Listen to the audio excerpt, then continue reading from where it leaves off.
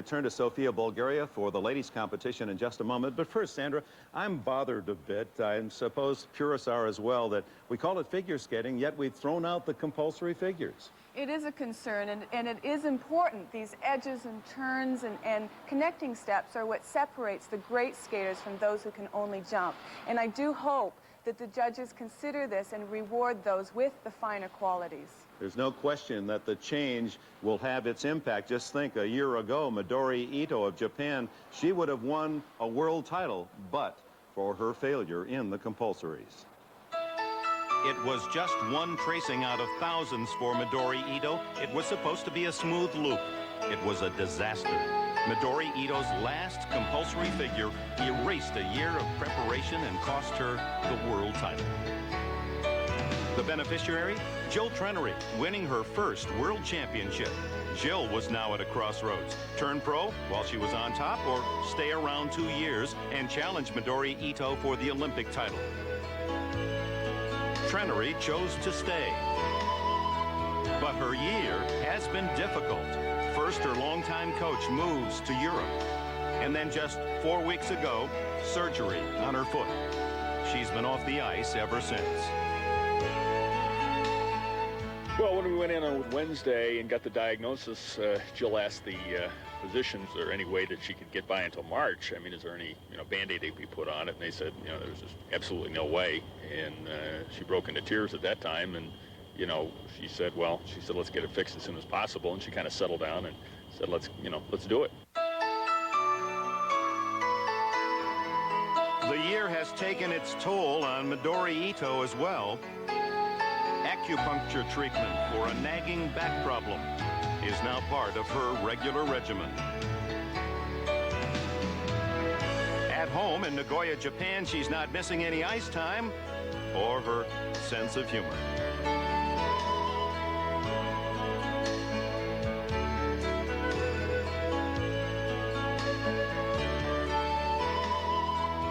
But after practice, there's constant therapy for a chronic ankle problem. Oh my, this year has been painful. Our next competitor representing the United States, Kristi Yamaguchi. Except if your name happens to be Kristi Yamaguchi. Oh, she struggled like the rest, but she keeps surfacing at the top. Free of her pairs commitment, she's looking for a world and Olympic title. In 1991, everything seems to be coming up roses. Yes, she began the new year with a victory. The Rose Parade float she rode won the sweepstakes trophy in Pasadena. She opened the skating season with a victory at Skate America, blowing away the competition and capturing her first head-to-head confrontation with Midori Ito.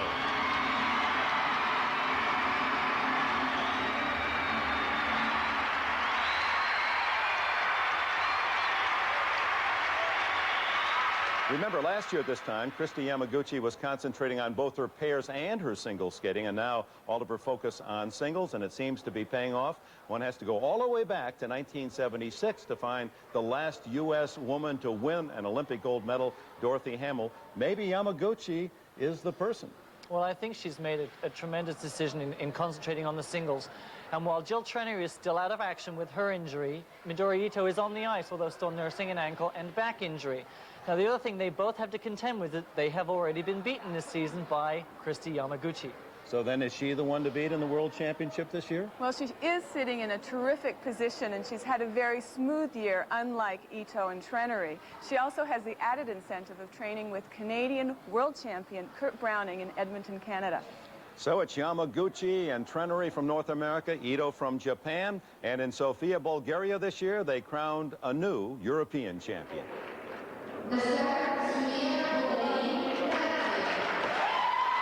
Here's 17-year-old Surya Bonaly, the 1991 World Junior Champion from France. Bonaly second after the original program. Notice her hair. Surya has not cut her hair since her birth.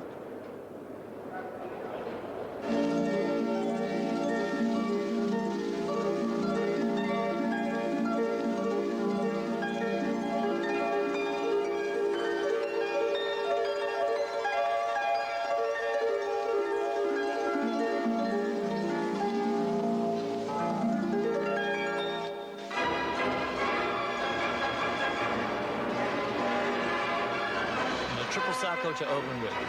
Surya came to figure skating quite late, her background being gymnastics and tumbling, hence her wonderful ability to rotate practically every triple jump.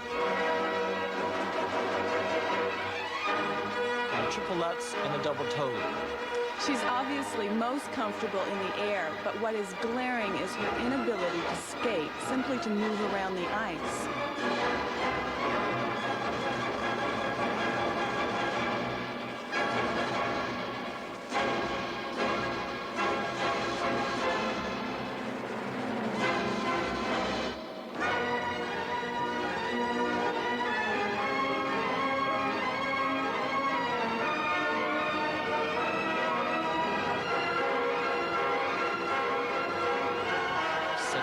Triple flip. And just squeezed out that landing. The body position is very bad coming out of that.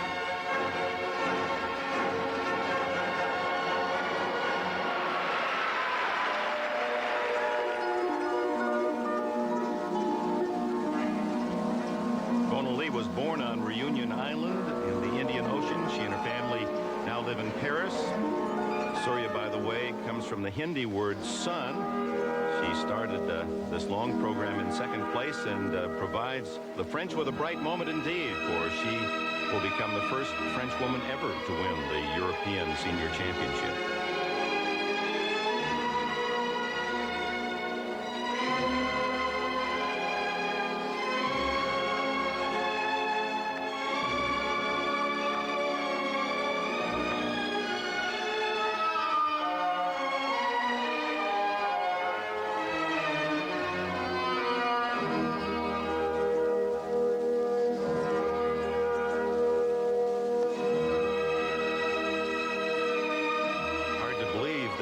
This performance was good enough to win the European Championship. Well, I think it says something about the state, certainly of the European ladies skating. But I hopefully would think that with Surya now taking this title, that she would maybe find what is missing. And I think most of that is going to be the choreography and a certain quality to her skating that will help her win a major world title. She's only 17, and she has loads of natural talent. If you were her coach, Sandra, what would be your game plan? I'd like to see her stop jumping for 6 months and learn to skate.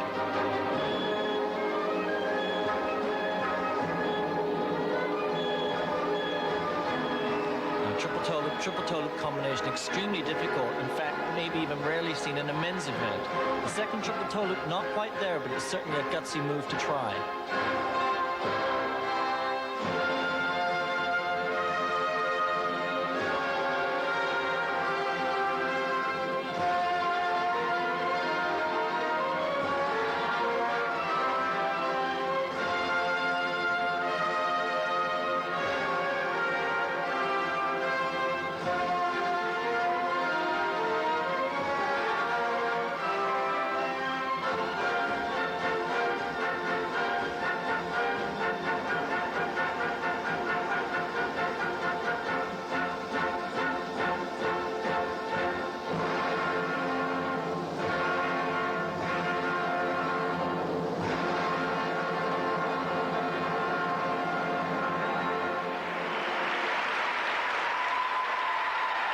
At 17, Surya Bonaly wins her first major championship and the first French woman to ever win the European title, all to the delight of coach Didier Gallagher.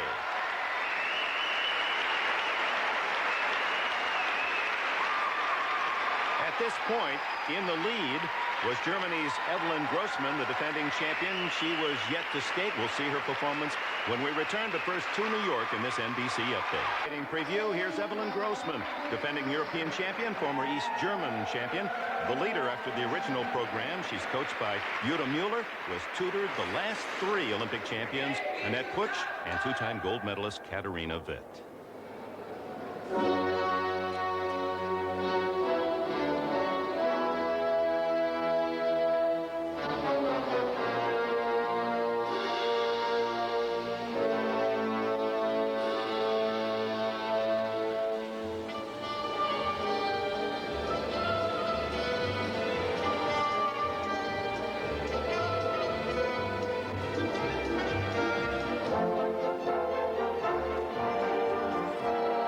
greatest landing on that triple toe loop and a shaky opening for Evelyn. Sandra, the obvious Katarina Witt look-alike. She is very reminiscent of both Katarina Witt and Annette Puch. Even the dress was worn by Annette over a decade ago.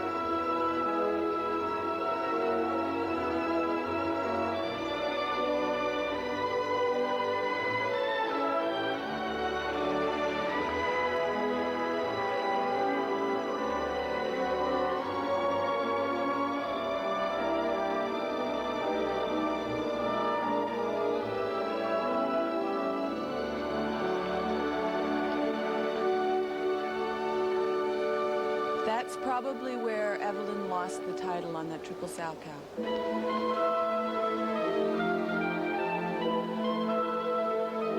Grossman is 19. She finished 8th in the World Championships last year.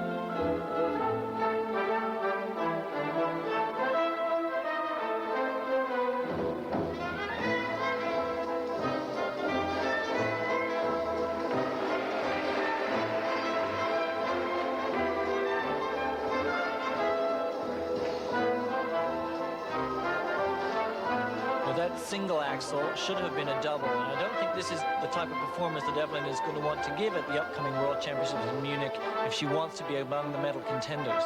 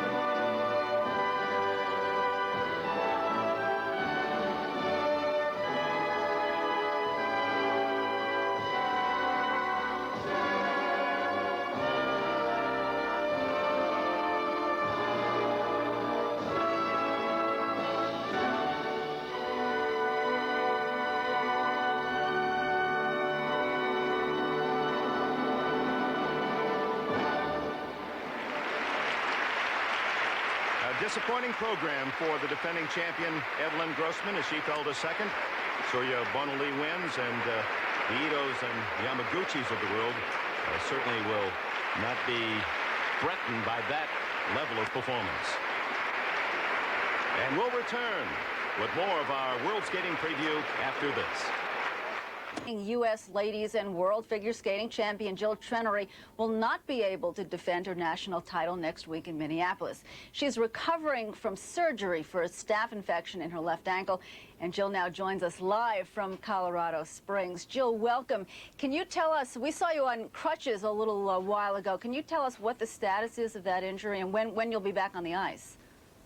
Well, the plan was that I was going to be in the ice next Monday, but I've had a little bit of problem since I started working out off the ice. So I'm just going to kind of play it day by day until I can really get a feeling of how it feels in my boot. Yeah, what's the hardest part for you in terms of getting out there now? Are you actually in pain all the time, or can you not push off on the ankle? Well, I haven't even gotten that far yet. I'm just trying to get it in my boot to see how it feels when I lace it up. So I won't know how it feels to skate until then. Has it been really disappointing for you to not be able to defend your national title, especially since it's in Minneapolis, the town that you're from? It would have been really neat to compete in my hometown, but I feel that everything has its reasons for happening, and I'm just going to try to think of this as a blessing in disguise for whatever reason I don't know yet.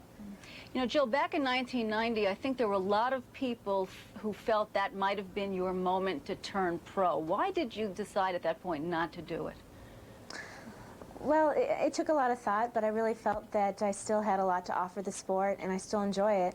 And like I said, when I decided to stay amateur, I said that it's not the things that you do in life that you regret, it's the things you don't do. And so life is too short, and I still enjoy it. You, of course, lost your longtime coach, Carlo Fassi, earlier this year. He's left the country. How has that been for you? Has the last year been difficult for you in making that adjustment? It's been an adjustment, but I've tried to make the best out of it. I miss them very much still, but I have a new coach that I'm working here in Colorado Springs, Kathy Casey, and I still have a good relationship with the Fossis, so hopefully I can get the best out of both of them. Now, because you cannot compete in the Nationals, you would in effect have to get a bye to get into the Worlds from the U.S. Figure Skating Association. What is your sense of what they're going to do? Do you think they will give that to you? Well, I certainly hope so, and I just have to wait and see. What can I say? I really would like to compete in the Worlds and give it my best shot, but I guess I won't know if I have the bye until for about a week, exactly. Now, let me ask you very quickly, if they don't give you that bye, will that mean you'll then turn pro and not look ahead to the Olympics? No, that's really too soon to say. I would hope that I can compete in the Olympics, because that is my goal. All right, Jill Trenary, thank you so much for being with us from Colorado Springs. Best of luck to you in the future. Right now, let's go back to the European Skating Championships, rejoin Dick Enberg. Dick?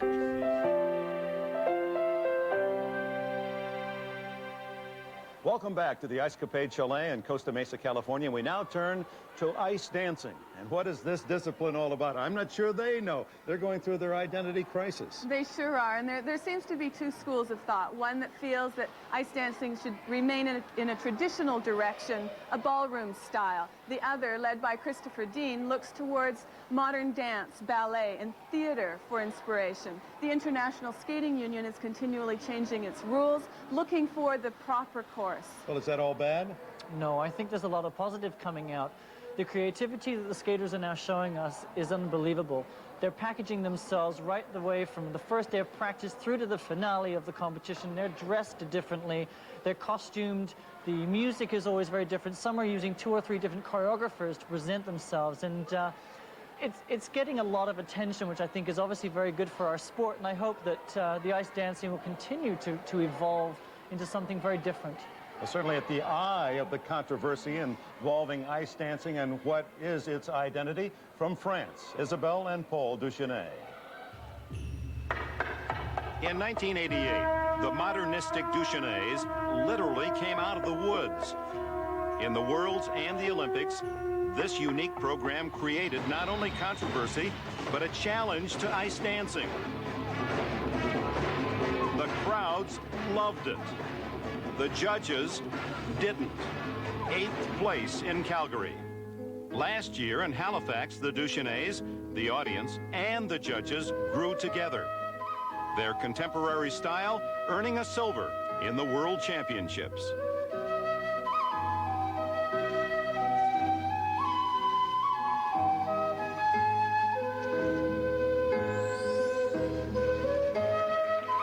Creator Christopher Dean has changed the sport as a skater and is now reshaping it as the choreographer for Isabelle and Paul.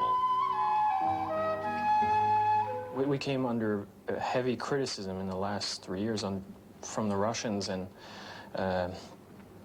now they are adopting the same style. So I think it's a step in a positive direction. I think this is a trend of development, of experimenting. You know, we're going down the road that dance has gone, contemporary dance. And contemporary dance is continually striving to be different and new, and exploring either emotions or movement, styles of choreography. there is so much to develop. There's so far to go with it. And by contrast, the traditional. This was the world gold medal performance last year of Marina Klimova and Sergei Ponomarenko. Classic, traditional, and pure. And it won the Soviets the gold. But the victory was for the Duchesnays, a silver medal that said, our ice dancing style has truly arrived. And evidence in Sofia. Klimova and Ponomarenko, a long way from I could have danced all night from My Fair Lady.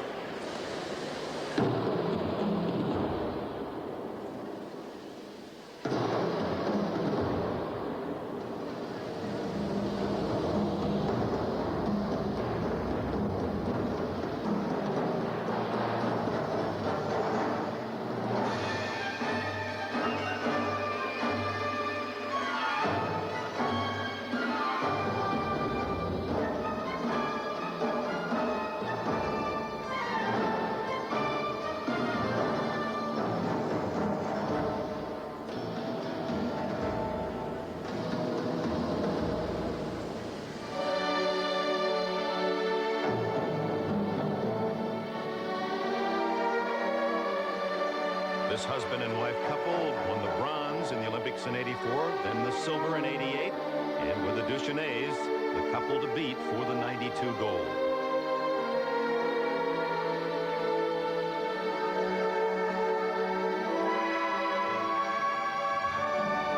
After having lost the free dance portion of last year's World Championship to the Duchesnays, they felt they needed a change in style.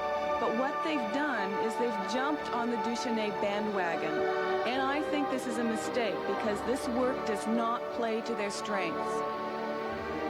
And although they have chosen to follow the trend towards avant-garde choreography, they still are unquestionably the best skaters in this event.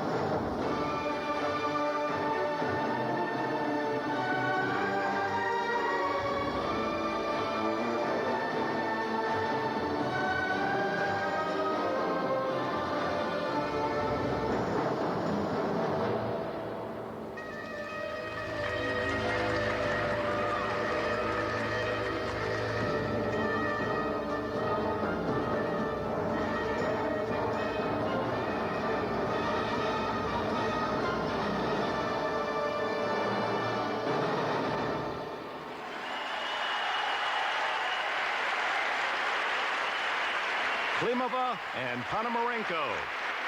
Symptomatic of ice dancing's search for its identity, a long way from My Fair Lady. They're following the influence of Torval and Dean and apparently answering the challenge of the contemporary dance of the Duchesnays.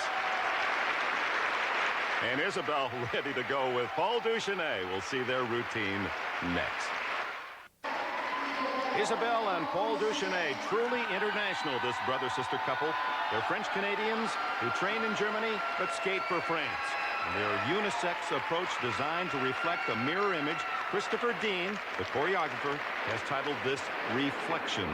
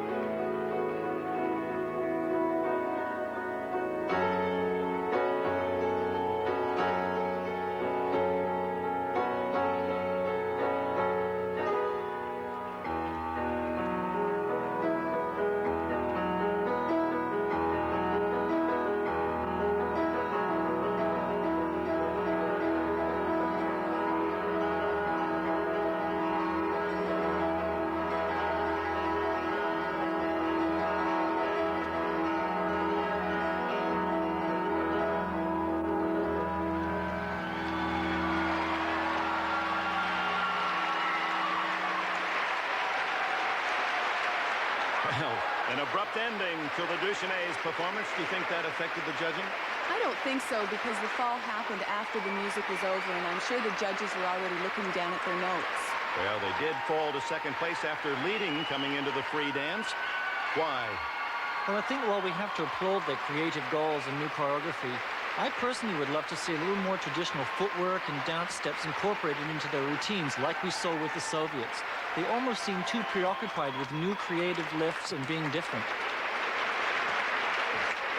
That final move certainly created a unique visual experience for the audience. Let's look at it again. I think Christopher Dean must get his inspiration from all areas. This is an old Ice Follies show move that Biddy and Batty used to do. So Marina Klimova and Sergei Ponomarenko won the gold. That's 3 European titles in a row for the Soviets. The Duchesnes disappointed with another silver. The Duchesnes certainly very popular with the fans, but not completely with the Sofia judges. Well, will that performance hold up in the Worlds? I don't know. I find it very clever, and while I think a lot of people expected them to win this championship this year, this maybe isn't the performance that is going to do that. Maybe they've taken it just a little bit too far, and I think they ought to re-look their strategy a little. And I'm curious as to what Sandra's choreographer's eyes saw. Well, when you go out on a creative limb, you have to take the chance of deciding whether it's more important to express yourself or do what's necessary to win a title. And meanwhile, the Duchesnes indeed are stretching out the limits of their disciplined ice dancing and making it more attractive for the fan. And we'll continue our coverage in just a moment. Back in Costa Mesa, California, and as a finale for our skating coverage today, Todd Eldridge offers a preview of what fans and judges will see at next week's national championships.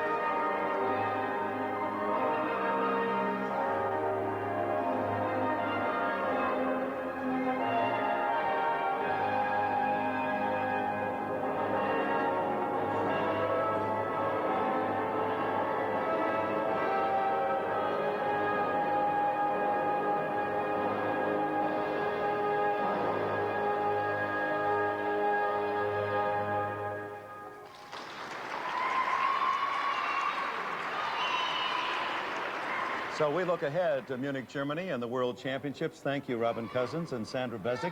You've helped to whet my appetite, and we hope you'll be with us March 15th, 16th, and 17th. Primetime presentations the 15th and Sunday night the 17th. The World Championships next month here on NBC.